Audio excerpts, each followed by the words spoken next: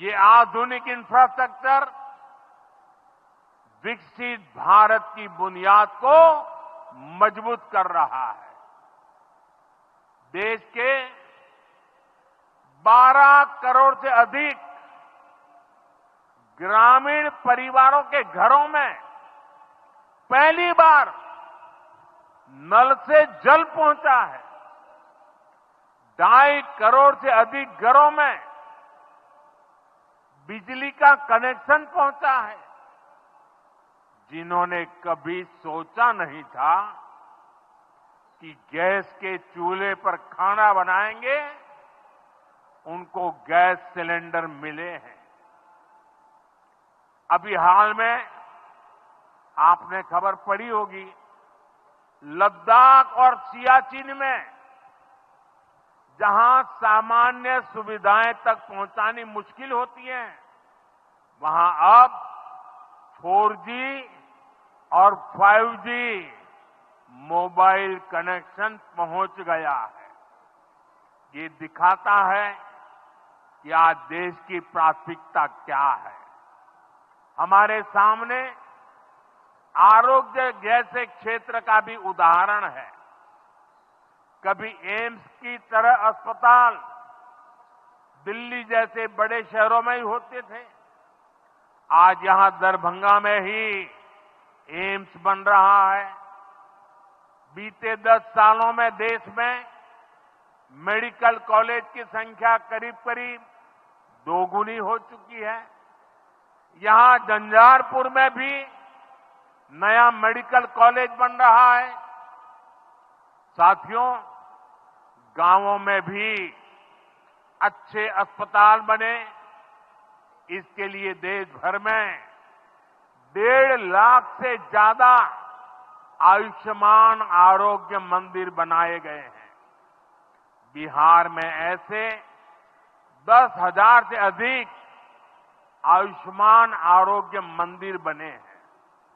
इसी तरह जन औषधि केंद्र गरीब और मिडिल क्लास के लिए बहुत बड़ी राहत बन चुके हैं।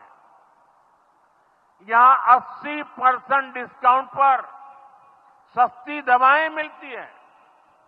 बिहार में 800 से ज्यादा जन औषधि केंद्र बनवाए गए हैं। इससे बिहार के लोगों का 2,000 करोड़ रुपया दवाई पर होने वाला खर्च बचा है। आयुष्मान भारत योजना के तहत भी बिहार में लाखों परिवारों का मुफ्त इलाज हो चुका है। इससे इन परिवारों को हजारों करोड़ रुपयों की बचत हुई है। साथियों, आज भारत रेल, रोड, एयरपोर्ट जैसे इंफ्रास्ट्रक्चर से भी बहुत तेज गति से जुड़ रहा है। पटना में मेट्रो का काम चल रहा है। देश के 2 दर्जन से अधिक शहर मेट्रो सुविधा से जुड़े हैं। आज पटना से जयनगर के बीच नमो भारत रैपिड रेल की शुरुआत भी हुई है। इससे पटना से जयनगर के बीच का सफर बहुत कम समय में पूरा हो जाएगा। समस्तीपुर, दरभंगा, मधुबनी और बेगूसराय के लाखों लोगों को नमो भारत रैपिड रेल से मदद मिलेगी। साथियों, आज यहां अनेक नई रेलवे लाइनों का उद्घाटन और लोकार्पण हुआ है। सहरा से मुंबई तक आधुनिक अमृत भारत ट्रेन शुरू होने से हमारे श्रमिक परिवारों को बहुत सुविधा होगी। हमारी सरकार मधुबनी और झंझारपुर से ऐसे बिहार के दर्जनों रेलवे स्टेशनों को भी आधुनिक बना रही है। दरभंगा एयरपोर्ट से मिथिला की बिहार की एयर कनेक्टिविटी बेहतर हुई है। पटना एयरपोर्ट का भी विस्तार किया जा रहा है। विकास के इन कार्यों से बिहार में रोजगार के नए अवसर बन रहे हैं। साथियों, हमारे किसान ग्रामीण अर्थव्यवस्था की रीढ़ है। ये रीढ़ जितनी मजबूत होगी, गांव उतने ही मजबूत होंगे, देश उतना ही सशक्त होगा। हम सब जानते हैं, मिथिला का कोशी का एक क्षेत्र बाढ़ से बहुत परेशान रहा है। सरकार बिहार में बाढ़ के प्रकोप को कम करने के लिए 11,000 करोड़ रुपए खर्च करने वाली है। इससे बागमती, धार, बूढ़ी गंडक, कोसी पर बांध बनेंगे।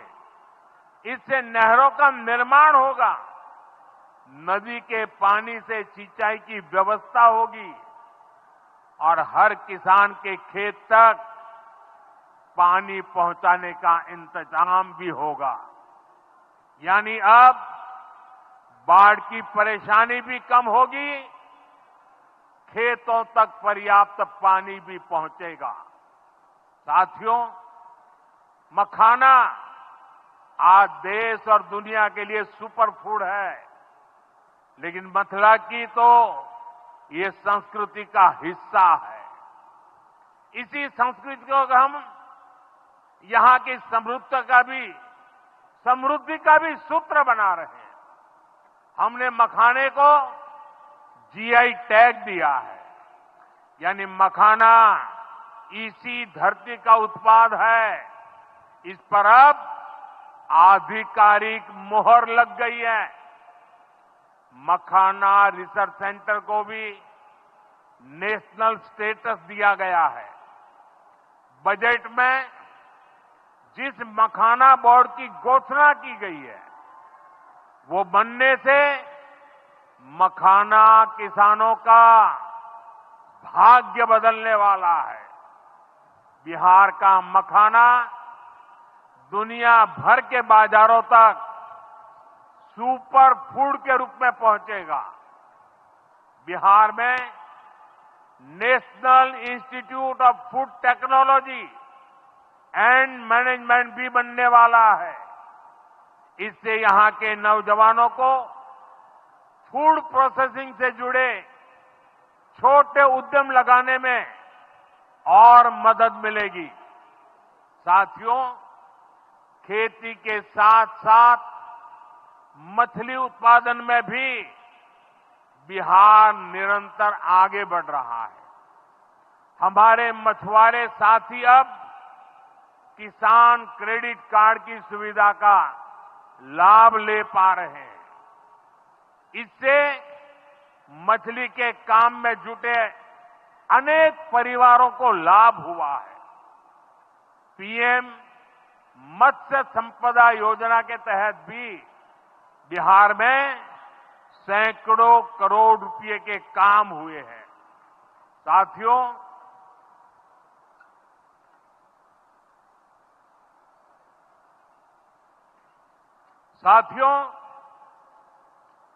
22 अप्रैल को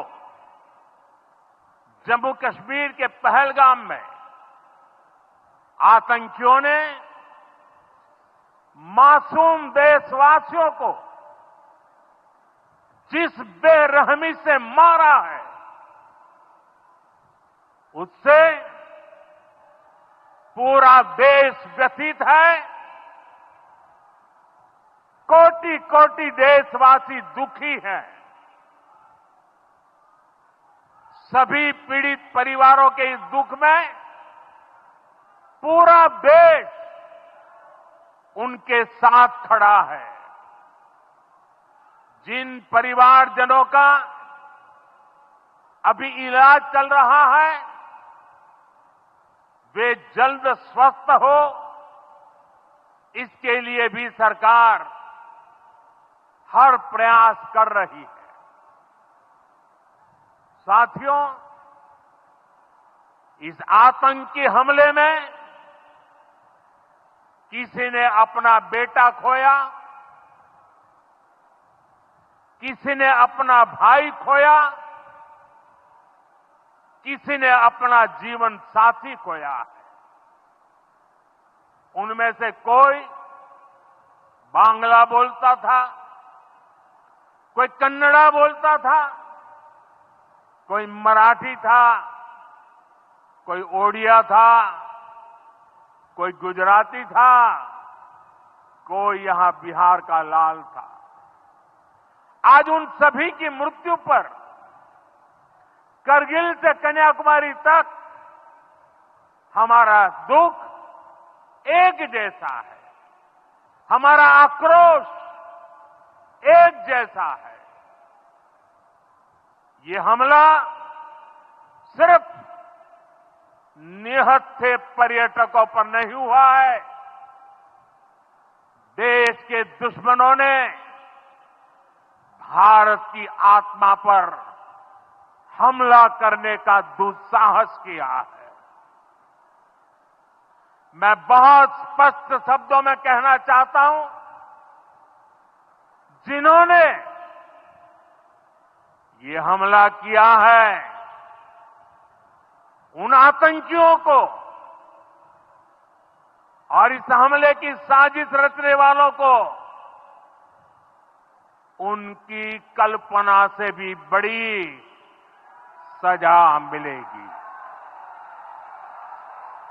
सजा मिलकर के रहेगी।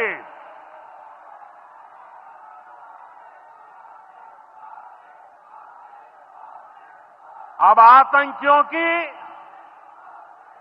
बची खुची जमीन को भी मिट्टी में मिलाने का समय आ गया है।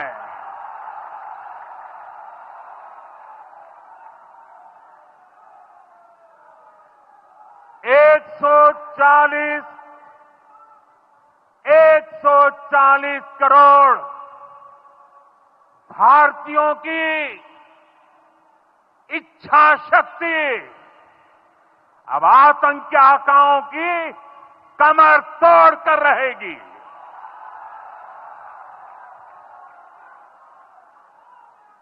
Friends, today from the soil of Bihar, I say to the whole world, India will identify, track and punish every terrorist and their backers. We will pursue them to the ends of the earth. India's spirit will never be broken by terrorism.